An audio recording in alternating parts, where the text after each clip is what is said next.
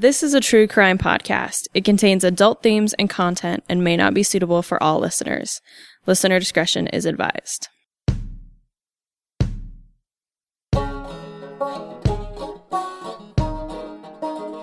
He said, "You know what this is?" I said, "Yeah, it's a razor blade." He said, "I got you at my mercy, don't you?" And here, they were guards and I was a convict. And that's the way it was. You knew where you were. He says, "I wish you would just learn to behave like ladies." And he said, "If you draw any blood, I'll kill every man in there." So the man dropped the knife and turned to the other men that were with him that he had set loose out of the various cells and said, "Well, he means it. He'll kill us if we don't give up." So they gave up. You do your own number, you do your own time. If you hear something, you keep it within yourself. If you see something, you're blind to it. I don't care if it's a killing, whatever. You just don't see it. Welcome, ladies and gentlemen, to Behind Gray Walls, a podcast brought to you from the old Idaho State Penitentiary about the men and women that serve time here. My name is Anthony. I'm in the studio here with Skye. Hello. And we've got some good stories for you today. Mm-hmm. Yeah. I'm excited.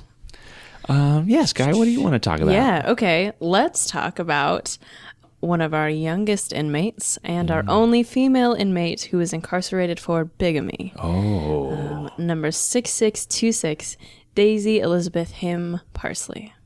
I'm very excited. So I've been thinking about doing her for quite a while, and I was like, well, maybe we should do ones that people don't exactly know about, because Daisy is probably one of our more famous only because she was so young when she came in, and for quite a while we thought she was our youngest.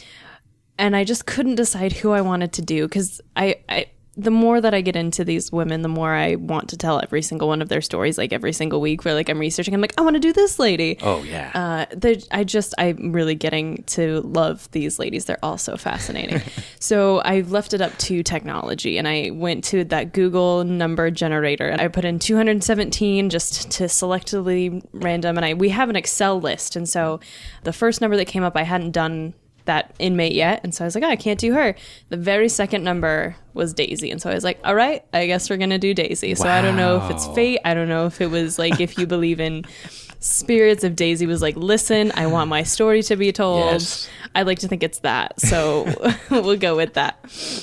So all right, Daisy, we will just jump in. So Daisy Himm was born in Lapway, Idaho. Is that how you say it? I'm assuming that is how you say Lapway, it. It's Lapway. So she was born in Lapway, Idaho on August 10th. The year is debated. On her intake form, which the information is they get from the inmates themselves, she says that she was born in 1925. But in the 1930 and 1940 census records, they place her birth years at both 1926 and 1927, which is very annoying. It makes it so confusing. Yeah. And by the way, my sources real quick. Of course, her inmate file, I've already mentioned census records, so Ancestry.com records, and then a few Idaho Daily Statesman articles. Hers is a pretty straightforward story. So she may have said that her birth year was 1925 to try to make herself older. Because if she had been born in 1925, she would have been 17 or 18 upon her incarceration, which given her crimes and her life leading up to that crime, she probably was hoping to be 17 or 18.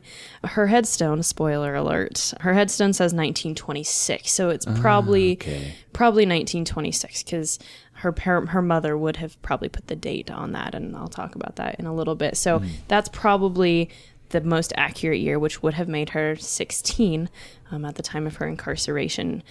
She didn't even do the math very well herself, because when she came in, she also listed her age as 16. So she said, I was born in 1925, but I'm 16.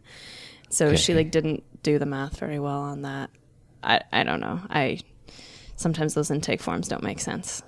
So she was probably born August 10th, 1926. Her parents were Thomas and Isadora Himm, which, just a side note, I love that name, Isadora. My advisor's name in my master's program was Isadora, and she was the best. So anyway, they were both older. Isadora was 40 when she gave birth to Daisy, and Daisy was their only child.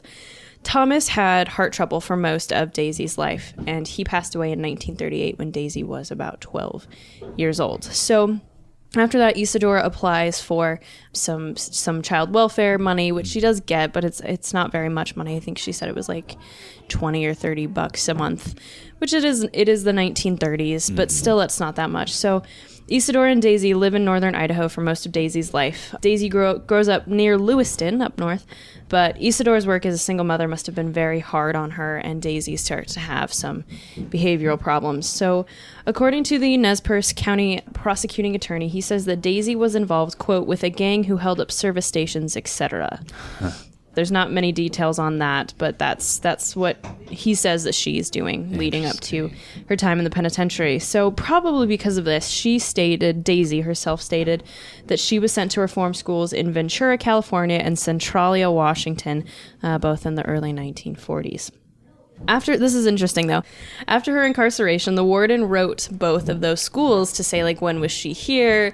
Was she behaved well while she was there? The school in Ventura, the Ventura School for Girls in Ventura, California, wrote back and said they did not have any record of Daisy ever being there. So I feel like that's such a weird thing to lie about. Like, why would you want to brag about being in more than one? I don't know if they lost records, but they wrote and said, like, we don't, and we even checked other records. There was no one in here by that name, by any of her names, because by her, obviously by her incarceration, she would have been known as Parsley, whereas she may have been in Himm, but they said we don't have any record of that at all. Yeah. Wow. So then, in late 1940 or early 1941, Daisy marries Zeff or Zeth, so Zeff or Zeth. That isn't totally confirmed which one is correct. Zeff Parsley. He was 31. He was a 31-year-old farmer from eastern Washington or northern Idaho. Couldn't tell which one. Daisy would have been 14. So he is double her age. Wow. Also, she is 14. Yeah. I hate it. Oh my gosh. I don't fully understand why, because sometimes women would marry because they needed to help their family out with money, or they were in some sort of trouble themselves. Mm-hmm. Daisy doesn't really seem to be in that position.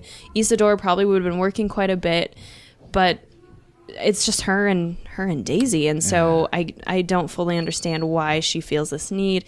It seems highly unlikely to me that she is in love with this man.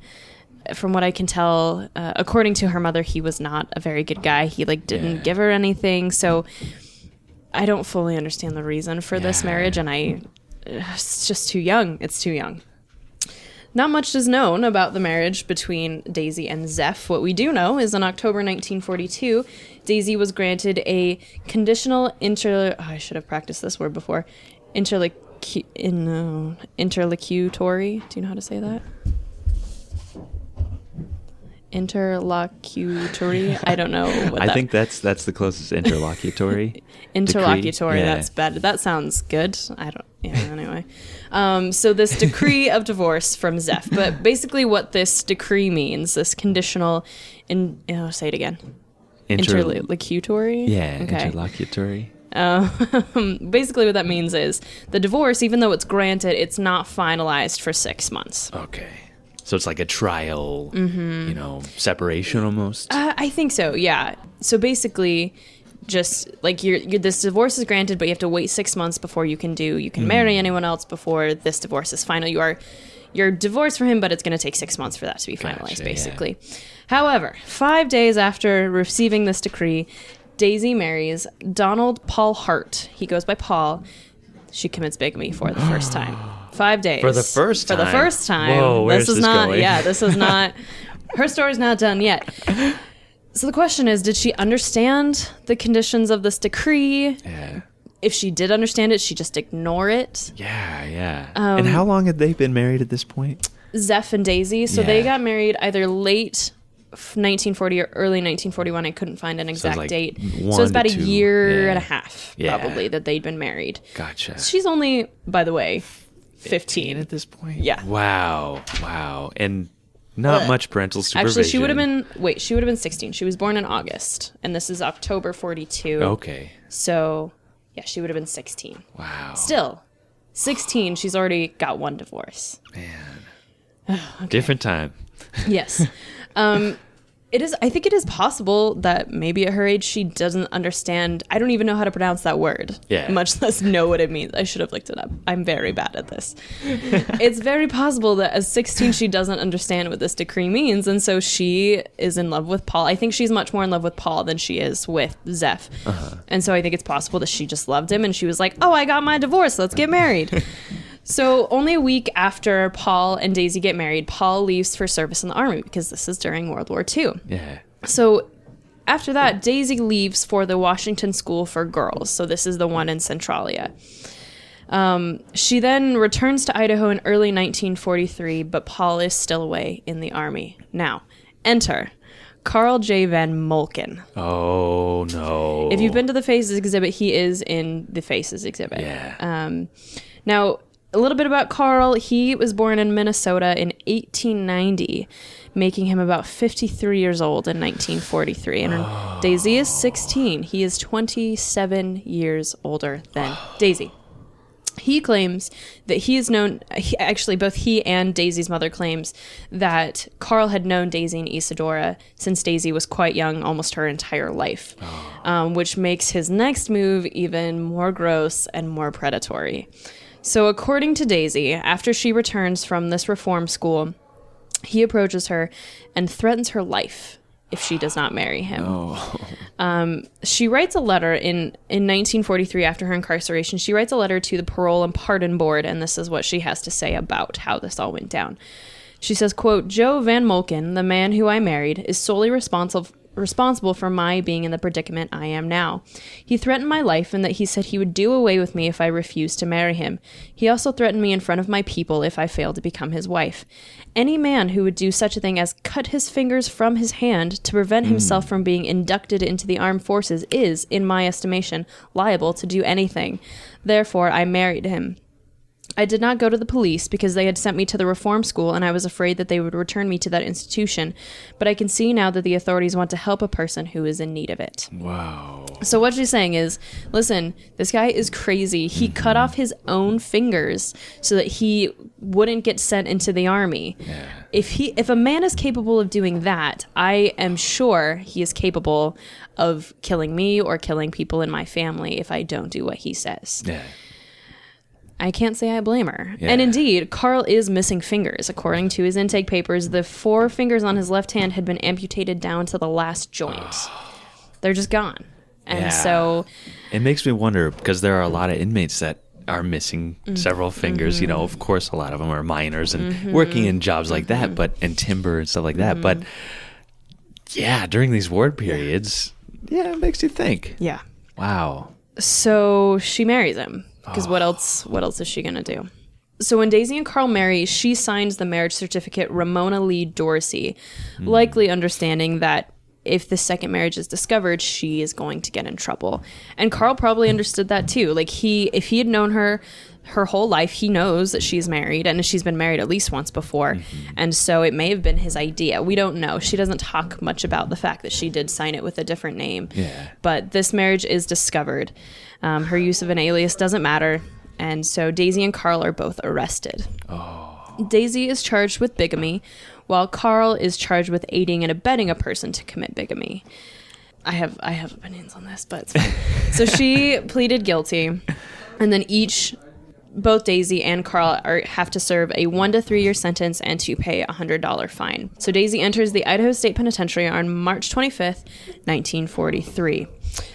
Her intake papers, her Bertillon, are really anything but flattering. Her weight is 165. She is 5 feet tall even.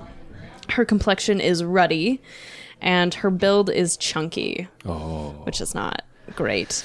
Here's an interesting thing. Her occupation is a musician. But there's no evidence that I could find that she played any sort of instrument, that she was a singer.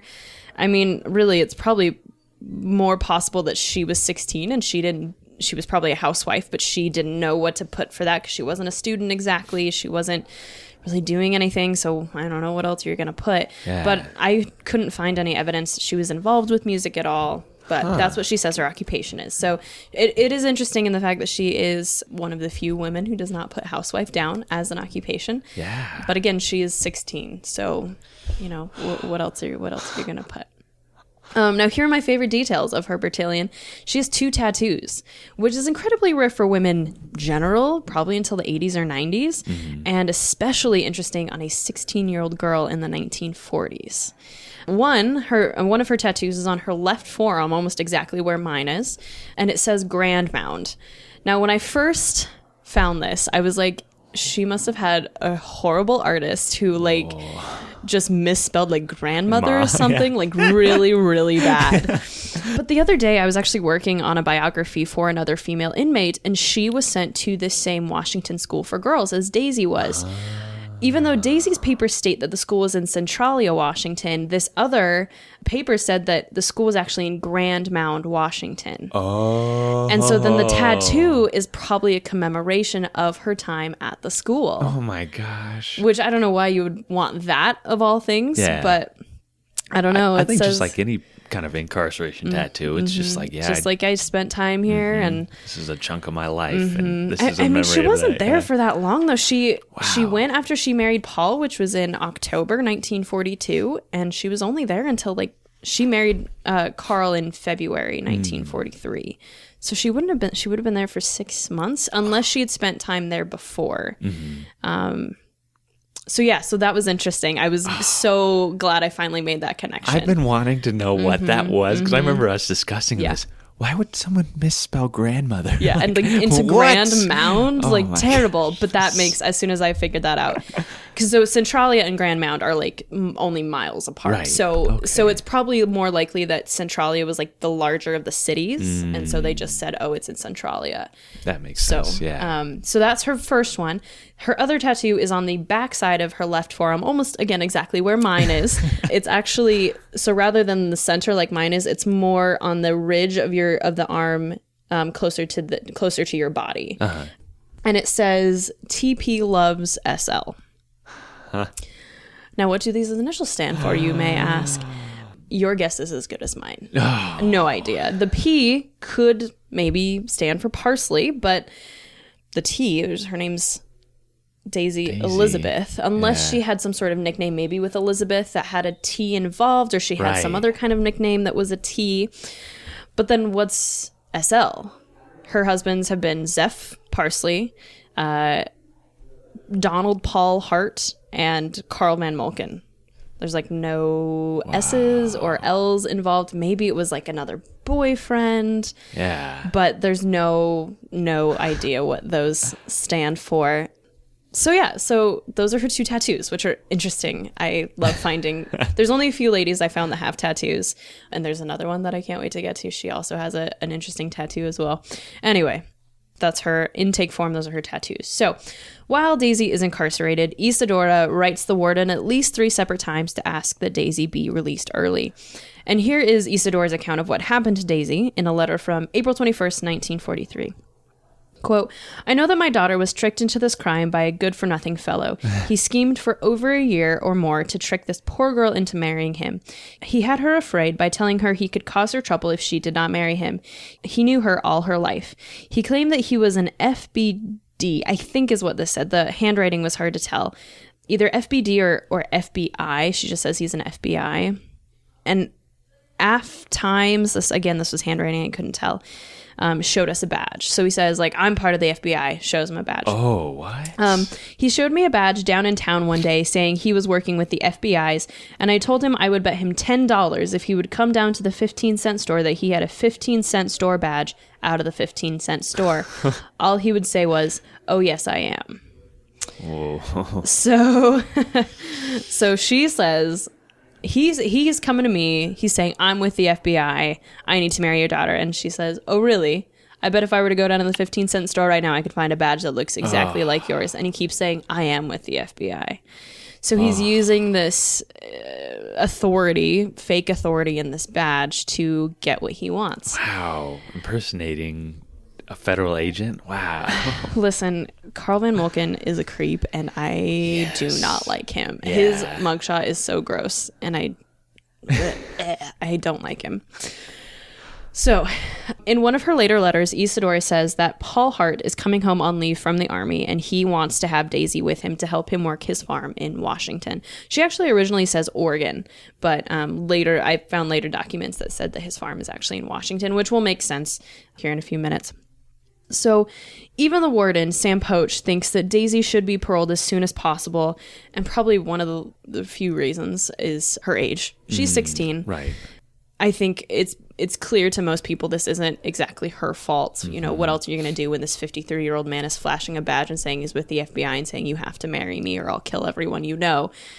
I think he understands this. Oh my gosh. And 16 is just so young to be caught in the middle of these very adult situations. Like, I'm almost 26 and I just can't even imagine what would you do if you were in this situation, you know? Like, I would contact the FBI and be like, you know, there's no reason because this man's an FBI agent that I should be marrying him. Right.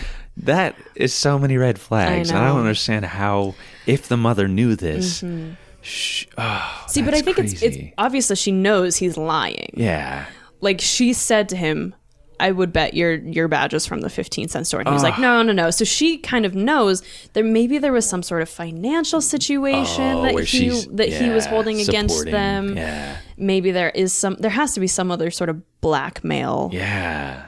incident to it's this. so But heartbreaking. I know. But neither Daisy or Isadora ever give that reason. As far as I can tell, Carl Van Moken doesn't have much to say in his defense. He just says like, yep, I did it and I don't really care. Yeah. Ugh, I don't like him.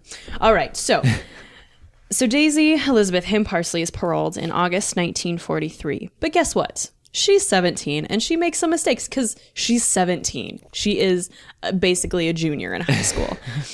So she says, quote, when I got out in August, I had learned that crime doesn't pay, but I had not learned to stay in at night and obey my parole rules. Oh. So, according to her own account, she goes out with a cousin's friend, and the two girls' boyfriends. They go to a dance 18 miles outside of Lewiston. And she told her mom she was going to go out. And her mom said, please, don't go out tonight. You're going to get in trouble. I don't want you to get in trouble. You should stay home. And she was like, I'm 17. I know better. I'm going to this dance. So when they leave the dance at about 10:30, they find that their car has 2 flat tires. It takes them an hour to fix both of them, so they don't get back to Lewiston until about 12:30 or 1. It takes them a really long time to fix 2 flat tires. Then they're hungry. It's 1 o'clock in the morning, so they go out to eat. This is fair. I mean, I've done that plenty of times. Thankfully, Denny's is open 24 hours. So it was about 2 a.m. when they finished eating. Then the cousin's friend didn't want to walk home alone so late. It was so late. So she says she forces Daisy and Daisy's cousin to let her stay with them, or, quote, she would walk the streets till morning, then run away. This girl's crazy. So in the morning, the girl goes back home. They say it's about 8:30 by the time she gets home. And the girl's parents are furious that she was out so late. And they're super upset. And they take the girl to the county jail.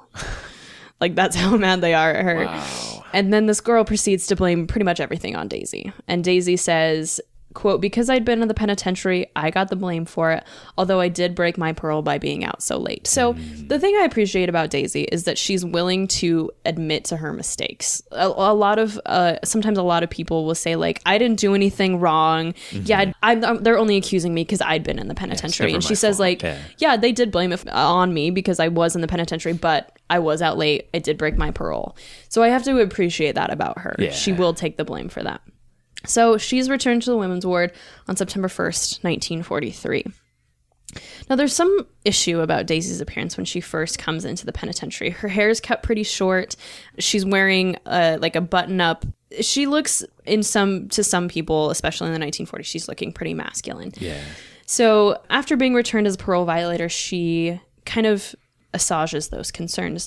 She says, quote, since I've come back this time, there has been a complete change in my life. I'm letting my hair grow. I wear nice little dresses and wouldn't think of putting on a pair of slacks or being tomboyish. I'm a regular little lady. I love that. I actually am starting to think that this may be like just a tinge sarcastic. Oh, yes. A little bit. Yeah. She says, I've been sewing ever since I've been back. I've made a set of 5 small sofa pillows, a dresser scarf edged with lace, 4 pot holders, and a bedspread that contains 54 square pieces that I cut and drew and embroidered. And last but not least, the thing that makes me the happiest is that I gave my heart to God and became a Christian. I intend to live a good Christian life from now on. Wow. So she says, listen, I don't dress like that anymore. I'm a Christian. I've been sewing. I'm a proper little lady. Yeah. Everything that you were concerned about, you don't need to be concerned about anymore. And who did she write this letter to? So this is to the parole board. That's in that same letter that she... Oh, no, it's a different letter. So that first one where she talks about, like, he threatened me, that was in May. So that was 2 months after she first came in. Mm-hmm. This was in September, I believe. Okay. Or October. When she basically is saying, this is a reason why I want to get out now. It's like, she talks about her parole, why she broke it. Mm-hmm. And then she goes on to say, like, I'm totally different now. Like, I'm very sorry for what I did. I can totally understand why I came back, why I was here in the first place. Mm-hmm. But I'm Christian now. I think I should be good to go. And this is exactly what the parole board wants to hear. And so she is granted a full unconditional pardon on May 1st, 1944. Wow. Now, authorities suggest that she leave Lewiston and leave the state, but this isn't a requirement for her pardon. There is actually some question about that.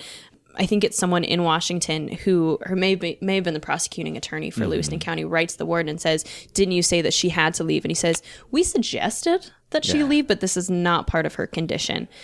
So she kind of follows that recommendation. She's in Lewiston for only a few days before she supposedly joins Paul on his farm in Washington. Oh. So everything's good there, do you think? No, it's not. No.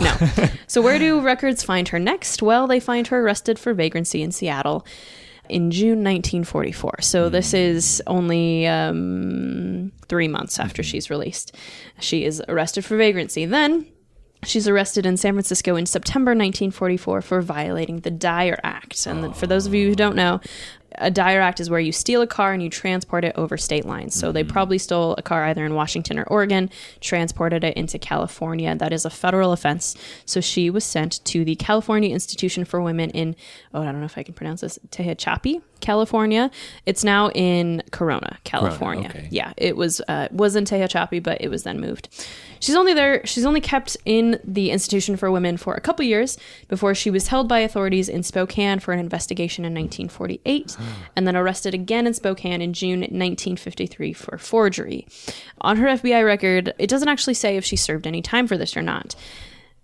And it's because she might have died before she was sentenced. Oh. Daisy died in Spokane on September 13th, 1953. She was only 27 years old. Wow.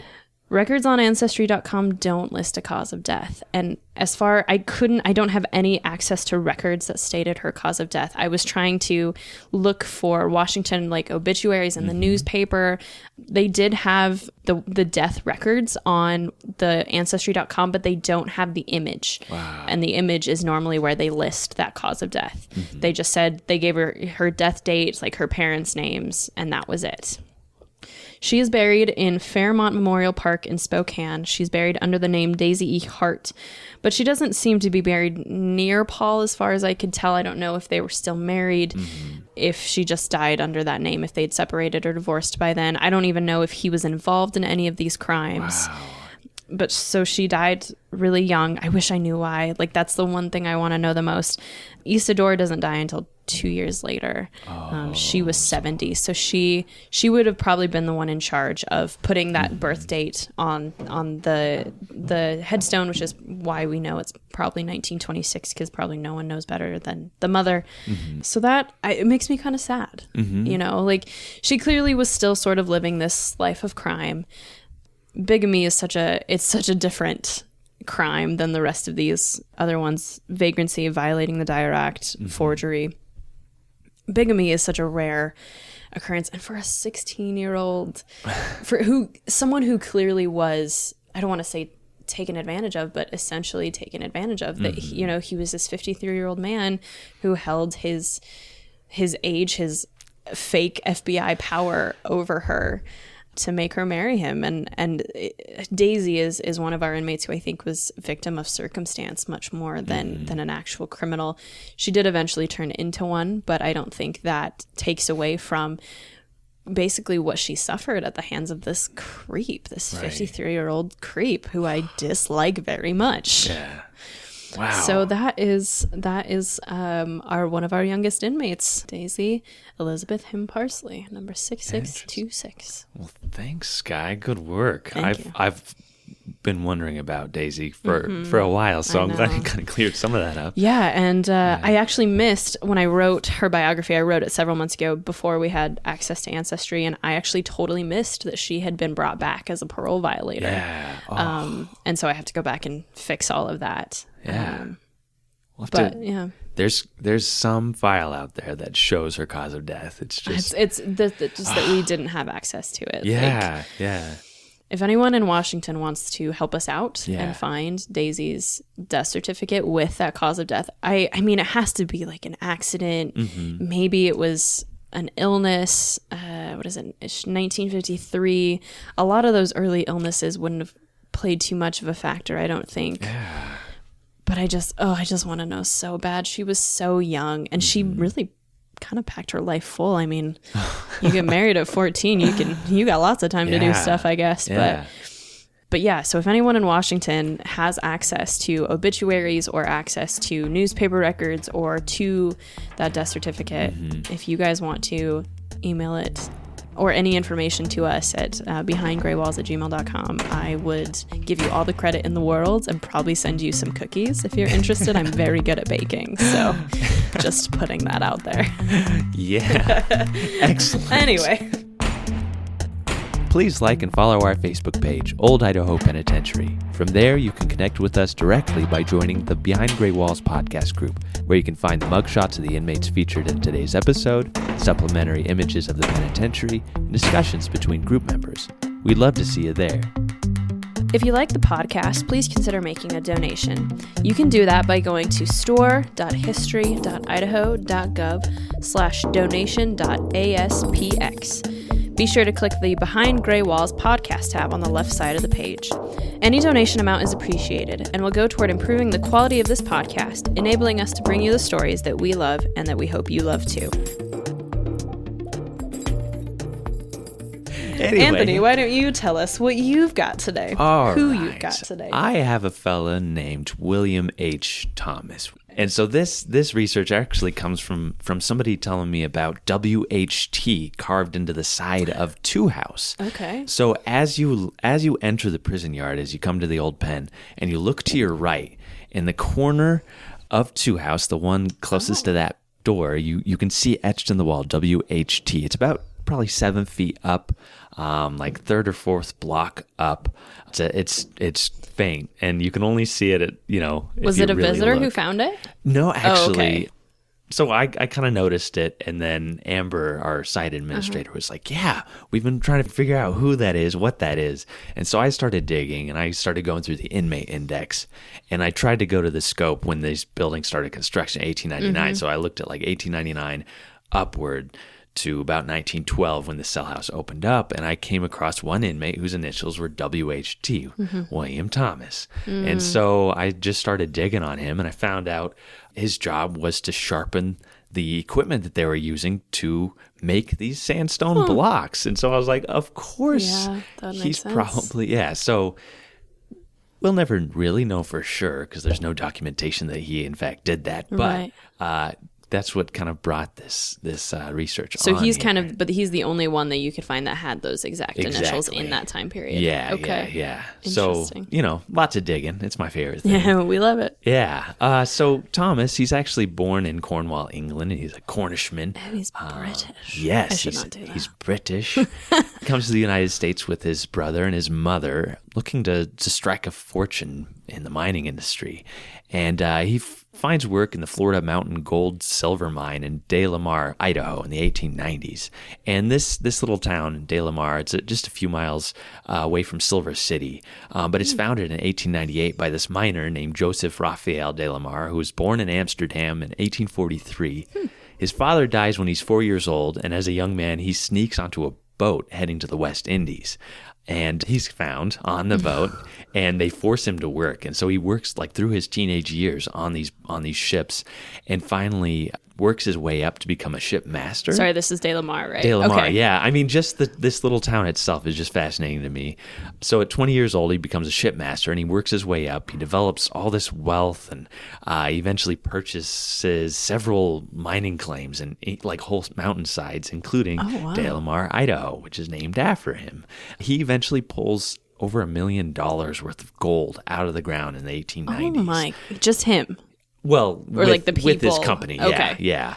And so now De La Mare is just a ghost town. And in 1976, it was registered on the National Register of Historic Places. It's about 6 miles west of Silver City. Owyhee County. And yes, yeah. And so William, he comes to this little town, he finds a job, and miners would regularly travel between De La Mare and Silver City. And there was a brothel in Silver City that... Nice. Yeah, William would frequent, and he met this woman named Mabel Raymond in Silver City. And every time he'd visit, he'd get paid. He'd go to Mabel. Yeah, and her occupation meant that she regularly ran into quite a bit of trouble with her patrons. She had regular issues with this other man. He was Irish. His name was Jack Ford. And Ford had a violent temper, and he regularly threatened others in the town. And on one occasion, Miss Raymond had a visitor in her bed when Ford barged in and struggled to charge the man out at gunpoint. And the visitor, who was just laying on the bed, he was ignoring him, pulled out his pipe and just began smoking it while Ford is just so upset. Ford strikes him on the top of the head, and Miss Raymond jumps between the two, and Ford threatened that he would give it to the other corner son of a bee, referring to William Thomas, of course. And so, Wait, so William Thomas is this visitor who just like... William Thomas isn't even in the room. Oh, okay. So Jack is just like beating this guy up because I think he likes Mabel. And Sure. and then he's like, I'm gonna get that William Thomas too. So don't let him boy. patronize you. Yes. Love is a real curse, guys. Yeah. So December of 1894, the threats rise some more. One evening, Miss Raymond is returning to her home late at night when she saw Ford standing at her door again with a pistol in his hand. William Thomas had locked him inside her room. And so she shoos Ford away and enters the room with William. A few days later, on December 23rd, 1894, Thomas left Miss Raymond's home, went on a few errands. This is where he secures a long knife to protect himself from Ford, because he knows that Ford is out to get him. But he insisted that he didn't fear the Irishman. He visited a saloon and had a few drinks. Then he went into a parlor of another working woman's house where he came face to face with Ford. He said, "Hello, Jack." And Ford responded, of course, with a British accent. I'm not going to do that to you. We won't insult Yeah, the hello, British Jack. people. And the Irishman says, "You would not say that if I was Pat Kennedy." And Pat Kennedy is his uncle. Oh, and, I was like, what? He was an Irish journalist who founded the principal newspaper of Irish America called Irish World New York. So he's saying like, I'm coming from prosperity. You wouldn't say that to my face. You wouldn't say that to my uncle. That's such a weird thing to say. Kind of a cheese thing. But I think Ford, he flouted that in the town, that he's like from a very prominent Irish, everybody knows my family name and stuff. But this is also at a time where the Irish are not seen well, right? Yeah. This is like early 1900s. The Irish are considered a completely different race at this time. So it's Yes. interesting that he is flouting his But Irishness. This is in a town filled with immigrants that are True, I working in suppose. mines and doing all of this hard labor, essentially. Basically, Jack Ford says, he could arrest Thomas. And Thomas responds that, Ford or 5 men like him could never arrest me. Ford urges Thomas outside to fight and walks into another room where Thomas heard him say, "Stella, give me the gun." Oh, no. So, Ford he returns and approaches Thomas with one hand in his pocket. And Thomas is thinking, this guy's got a gun in his pocket. So Thomas pulls out his knife and told Ford to stop where he was. Ford called Thomas a coward and continued to back him into a corner. And so Thomas, feeling backed into a corner, pulls out his knife and plunges it into Ford's side just above the left hip. Boy. The blade glanced Ford's backbone and made an incision clear through Ford's body. Oh my gosh. Yes. Yeah. Whoa. So William Thomas, he flees the room. He runs back to Miss Raymond, to Mabel's room, and exclaims that he thinks he had killed Ford, but could not help it. Upon investigation, there's no gun found in Ford's pocket. No. Stella had refused to hand it to him. Stella. So Thomas is arrested almost immediately, and the town is up in arms. They threaten to lynch him. The whole town. They actually beat Mabel and force her out of town on a train to Wyoming. And this miner is sent with her to ensure that she wouldn't be able to testify to defend Thomas in trial. And the miner actually threatened to cut her throat if she came back to testify.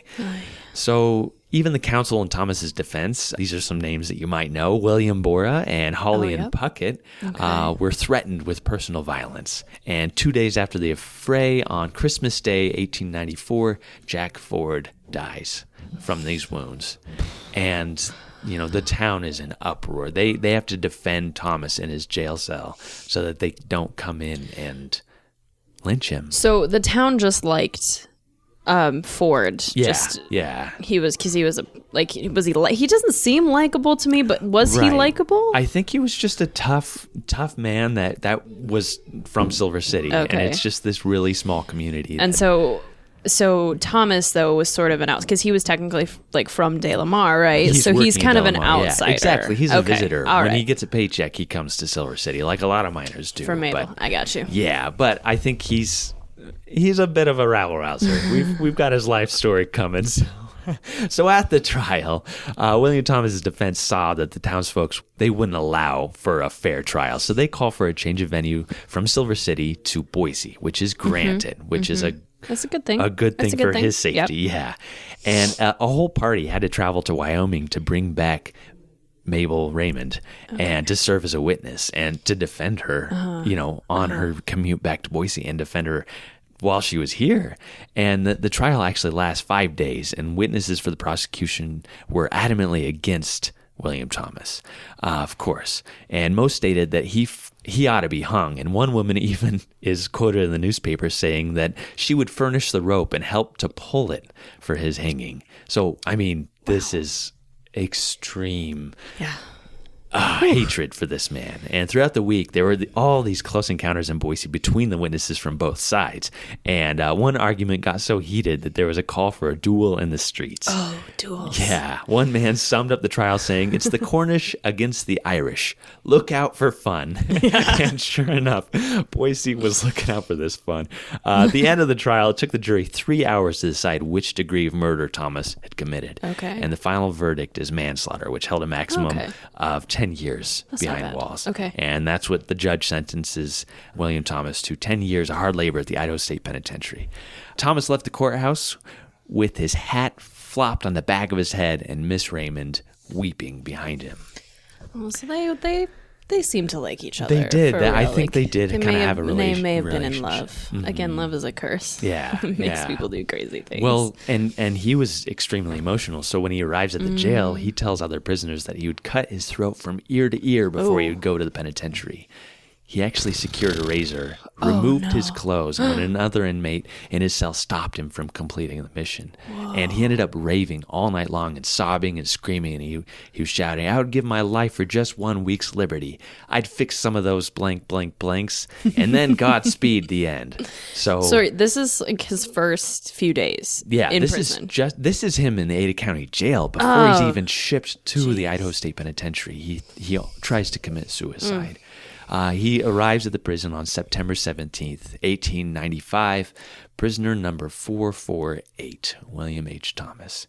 And a bunch of letters and lists of signatures calling for his release arrived from, former coworkers, miners that he worked with, and friends from De La Mare and Silver City who were afraid to defend him during the trial because of all the hostility towards him. So they're like all these character witnesses that were too afraid to come to town because they might get killed for trying to defend him.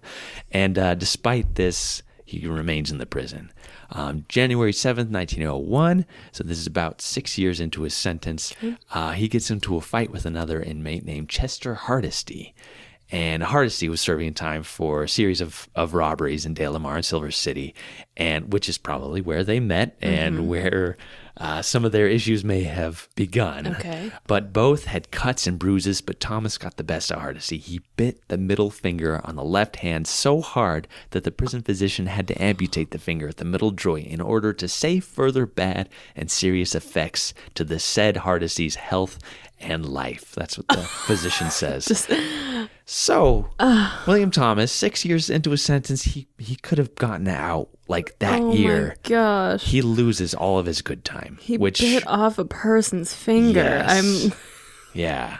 So he does this in January 1901. He would have been released in December of 1901. Oh, gosh. A year later, in November 1902, the warden wrote to the parole board calling for 3/4 of his good time to be returned to him. So he was he was in good behavior after biting off somebody's finger, and he's released that same month, November of 1902. So after his release, he moves to Oregon and works in a mine in Pearl, and he's arrested and questioned about a burglary for some overcoats in a Baker City hotel. He's released due to a lack of evidence. 1906, he's living in Atlanta, Idaho, and working in the Black Warrior mine, where he's an expert driller, and he's getting into tip-top shape. That's what they say. He's working out. He's actually working up towards this 4th of July contest. It's a drilling contest. No way. So, I mean, he's just buff, like working on all this mining equipment. Oh, interesting. Yes. But his love of alcohol and quick temper would end his chance in this competition, because while playing a game of poker in a saloon against a man named Charles Doran, Thomas gets to drinking pretty heavily, and after the game ends, he demands $50 from Doran. Doran told him he didn't owe him any money. He's like, no, you just lost this game. And there was some thought that William was actually cheating during this whole gambling game, but he was drinking so much that it was like getting sloppy. So William, he storms out of the saloon, returns moments later with both hands in his pockets. And Doran said, I thought he had an empty beer bottle in his pockets and was going to hit me over the head with it. So I threw up my left hand just as he pulled a gun and fired. My hand was in such a position that it protected my heart, and I presume my action in throwing up my arm saved my life. Thomas did not say a word from the time he entered the door until he's shot. The bullet shattered both bones of Doran's lower left arm. Oh, yeah, I'm sorry. Listen, I have a broken wrist from soccer, and it was, there's no shattering of bones involved, and it sucks. You've got the saddest face thinking about this right now. So, Thomas, of course, is immediately arrested. A physician attempts to pull the bullet from Doran's arm, but failed, and had to send the man to Boise to complete the operation. Oof. So he's just in the worst pain. Thomas is bound to district court in Mountain Home. And so he's shipped from Atlanta, Idaho to Mountain Home. He's put into custody by the court to a man who was acting as deputy sheriff. He had never been sworn in to the police force. His name is Lon Lape. And Lape was in charge of bringing Thomas to Mountain Home. He took his time. And actually, he stops at a saloon and told this young boy named Elliot to keep an eye on Thomas outside while he went in to have a drink. Boy. And so as Lape enters the saloon, Thomas remarks to this Elliot, he says, if you're going to keep an eye on me, you'll have to go some.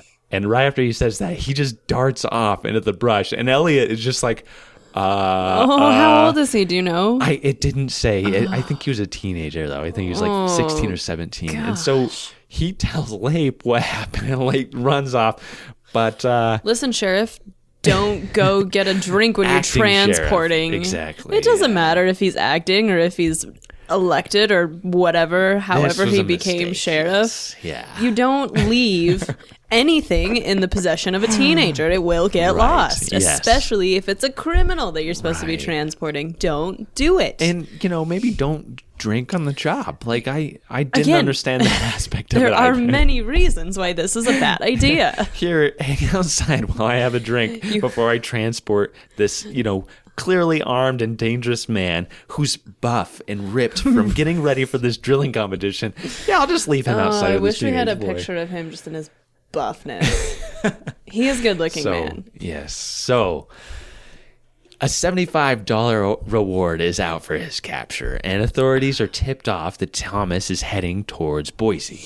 And they actually capture him around 11 p.m. on July 16th, 1906, so just about a week later, when he's leaving a disreputable house, holding a wicked-looking .44 caliber revolver in his hand. And he was said to have been searching for an old sweetheart, which I kind of wonder if that was Mabel, exactly, yeah. This is a true love story. Yeah, right. And I couldn't find any evidence that was exactly who, but that's who I kind of wondered. It seems like that would be reasonable because, I mean, if he was always visiting Mabel and then he went into prison, and I guess he did have a few years in between, but, he just will pretend it's Mabel and that he loved her. Yeah. So he walks out of this house surrounded, and the arresting officer stated, "You wouldn't shoot me anyhow, Bill," calling him Bill instead of William. Oh. Thomas responds, "Like hell I wouldn't. You had the drop on me all right, but if you hadn't, I'd have shown you whether I would or not." That was a Southern accent instead of a British. It's not British. I'm terrible at accents. Okay. So the officers, they received the reward for his capture, the $75 reward, and send him back to Mountain Home for his trial. And he is convicted, and he returns to the Idaho State Penitentiary a second time on October 19th, 1907. Seems like he gets on for a short time, and then he finds himself working, sharpening the tools in the prison yard, which I say is a very effective position to carve initials into the stone on the side of number 2 house. So come look at that WHT. It's a little Easter egg. As soon as you walk into the yard, look to your right, and those cornerstones of 2 house. August 3rd, 1908, he's sent to dig a ditch from Barber Dam to the penitentiary grounds. And Barber Dam was constructed between 1904 and 1906, about 3 miles east of Boise. And it was actually a pond for collecting timber, and there's a timber mill right there. So this is essentially just to get extra water irrigation to the penitentiary. Yeah. And so he and this other inmate, they find their opportunity to make a break. Yep. And they do. And a $50 reward is set for his capture. And it's believed that he has friends in Boise because of these houses of ill repute that he frequents.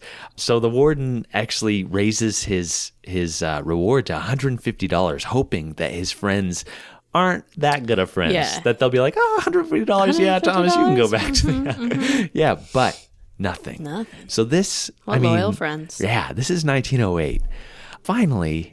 February 1911, the warden receives this anonymous letter dated January 31st, 1911. It's full of misspellings, so yay. God help me get through this letter. Okay, yeah. It says, City Marshal, dear sir, I have this information that Will Irwin or Will Granville, alas, instead of alias, Will Thomas is wanted there.